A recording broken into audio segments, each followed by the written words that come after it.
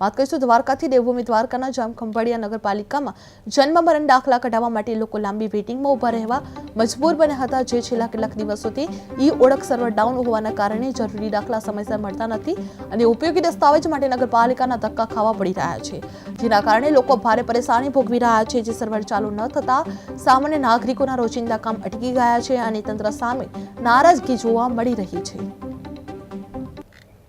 નગરપાલિકા દ્વારા ઈ ઓળખની કામગીરી છેલ્લા 11મા મહિના અને 12મા મહિનાની પેન્ડિંગ છે।